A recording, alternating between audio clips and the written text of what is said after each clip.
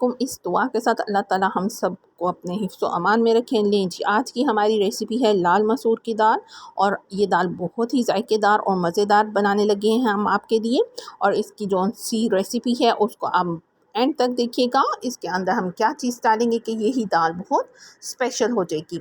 हर घर में दाल चावल तो बहुत शौक से खाए जाते हैं। चलिए जी, अब हम बिस्मिल्लाह पढ़ते हैं। बिस्मिल्लाहिर्रहमानिर्रहीम। सबसे पहले हम लहसुन के जो से जवे लेंगे और उनको हम ऑयल में डालेंगे और उनको कड़कड़ाएंगे कि वो हल्के से गोल्डन कलर के हो जाएं। बहुत ज़्यादा ब्लैक कलर के आपने या डार्क ब्राउन कलर का लहसुन नहीं करना। उससे जो सा है एंड तक उसकी जो सी है लहसुन की बहुत तेज़ अरोमा जो सा है वो दाल के अंदर रह जाता है और दाल की रंगत ख़राब करता है। ये जी हमारे स्पाइसेस हैं: नमक, लाल मिर्च, हल्दी, चिकन पाउडर और करवंजी।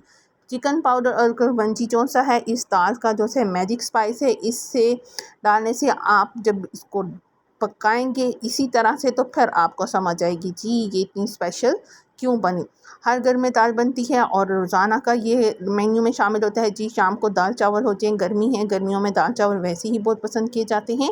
तो छोटी सी टिप्स एंड ट्रिक्स होती हैं जिसकी वजह से दाल का जो सा है वो टेस्ट ही चेंज हो जाता है और दाल जो सी है वो खाने में ज़ायकेदार बन जाती है। ये लें जी, अब हमने इन सब अज्जा को डाला और अब हमने दाल भी डाली। अब हम इसमें पानी डालेंगे और इसको प्रेशर के लिए जस्ट 5 मिनट्स रखेंगे क्योंकि ये दाल बहुत जल्दी गल जाती है।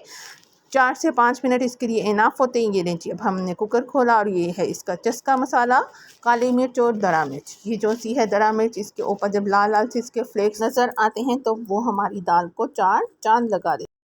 एक छोटी सी और टिप है, जब भी दाल लास्ट में पहुंचे आप अपनी आंच तेज़ कर दें जिसकी वजह से जो सी है वो दाल बहुत ही अच्छी सी मिक्स हो जाती है, यकजान हो जाती है। वो दाल बिल्कुल भी खुशनुमा नहीं लगती है जिसके ऊपर पानी तैर रहा होता है, दाने नीचे को भाग रहे होते हैं वो बिल्कुल। ये देखें आप हमारी कितनी अच्छी सी मिक्स सी दाल है। कोई आपको इसके ऊपर वाटरी नहीं लुक नज़र आ रही, पानी पानी नहीं नज़र आ रहा है। एंड पे आप इसके ऊपर धनिया डालें, हरी मिर्च डालें और खूब इसके साथ एक VIP सा माहौल बनाएं। शामी कबाब फ्राई करें या जिस तरह मैंने टिक्का बोटी आपको सिखाई थी मैंने वो इसके साथ सर्व की।